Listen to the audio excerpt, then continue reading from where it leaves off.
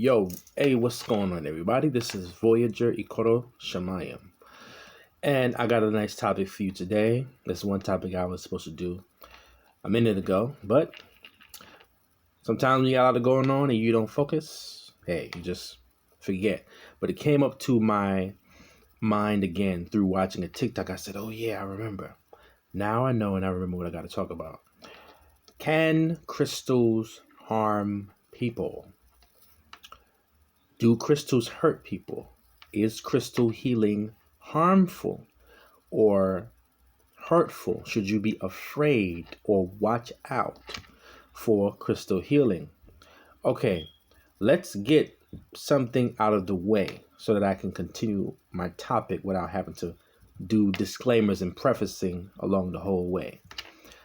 If you're talking about certain crystals that can be toxic to humans because of how it's made up or what it's made out of, yes, there are certain crystals and stones that can prove harmful to human beings, whether you are washing it, trying to cleanse it, or it's very flaky or it's soft, and when you touch it, it comes off on your hands and whatnot. You got to wash your hands after, or obviously the consumption of such crystals and stones when you are making a water elixir with a crystal inside of it. In that context, yes, some crystals are harmful, but there's a lot of research out there to find out which stones are toxic and which stones are not toxic. So let's get that out the way. If you're talking about that context, yes, crystals can be harmful, but I'm going to come at it from a emotional and spiritual / energetic position. The answer is hell to the no. And why I'm coming at it with this type of energy and emphasis is I'm tired of seeing TikToks and YouTube saying, people crying, don't get this stone. You're warned, stay away from it. It's bad. Ever since I got the stone, my life has been ruined and this and that. Don't go and get the stone. I don't like to see that. The reason why is because you are not the creator to tell someone which stone they should and should not be working with based off of your existence, or even if there is a mass opinion or mass experience of a stone and what the stone does in someone's life. I think it's wrong for you to assert, and once emotions are involved, it becomes a whole energetic pull in that direction that it has to be true. Just because you're seeing someone crying over something, tears, that it means that's what it is. No, that's why I said hell no. Crystals and stones do not hurt, will not hurt or harm someone energetically or emotionally. That is false. And so if you're watching me right now, and I trust that Spirit is going to get this video on your timeline, and if you're watching me, please hit the like so that others can be able to see, so the algorithm can pick me up. Like, subscribe, and hit the bell, and comment, and share. If you're watching me right now, crystals cannot harm you, will not harm you energetically and or spiritually. That is false. So even though you might have seen someone's testimony or experience about a certain stone, do not be afraid. Do not allow their opinion and their experience to sway you from getting such stone or wearing such stone or working with it in your stone healing practice. Don't allow it. They won't hurt you. They cannot harm you or hurt you. All right? That's dead. So I'm glad that I'm wearing one of the most famous, notorious stones on TikTok, which is surrounding a lot of that negative connotation or negative experience or negative emotional energy towards this stone. This stone right here is a moldavite. That's as much as my camera will zoom in because I'm using my phone. This is a moldavite. Okay, it's all over the internet. And if you're buying, please make sure that you can absolutely trust the seller. Do not buy your moldavites off of Amazon. it's probably best to either go to the shop in your local neighborhood, or if you can get there, or go to Etsy. I love Etsy, or even eBay in some cases. All right, this is a moldavite ring, and I got some moldavite studs in as well. This stone, and I'm going to put the air quotes. And the reason why I'm putting the air quotes is because everybody's experience with a stone is not going to be the same, except for a few instances where everybody's having a universal experience where, for example, amethyst. Amethyst is known to be very calming to the mind. Dream recall makes your dreams more vivid, but from what I know, it's very calming. It brings mental stillness, and it is a great spiritual stone for starting your journey when it comes to crystal healing. That's normally the first stone in this, and it's abundant. That's normally the first stone someone is going to get is amethyst. Amethyst gives that mental stillness and calmness. So everybody's experiencing that energy because it's true. But in some cases, and in most cases, everybody's experience is not going to be the same. Me personally, I love to look at people's experiences as well because I get to compare and contrast. But again, I want to give you the understanding that just because such and such person has had this experience with rose quartz, that it's going to do the same for you. Me personally, rose quartz does nothing for me. I'm sorry. I just don't feel it. Maybe it's too soft.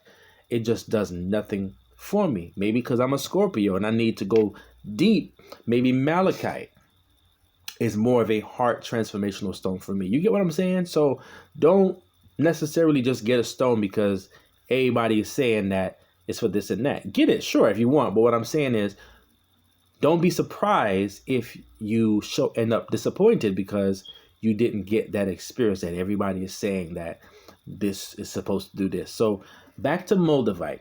And this isn't a moldavite review video, but I'm just using it as an example. Moldavite is a stone that it is said, all right, so that's my air quote, I'm doing it vocally. It is said that moldavite is a powerful, extremely high vibrational and powerful stone as it relates to spiritual growth, evolution, manifesting the highest aspect of your destiny, or invoking the highest manifestation of your destiny and purpose.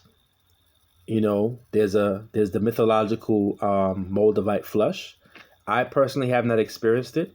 Others have.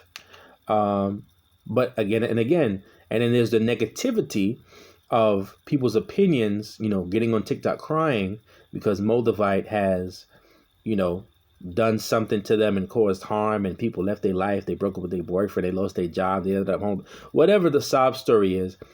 And I sympathize. Don't think I don't.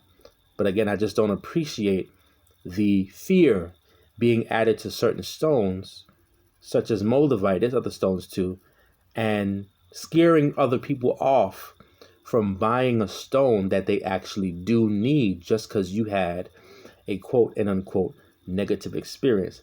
And let me bring clarity to the quote unquote negative experience, why I said quote unquote.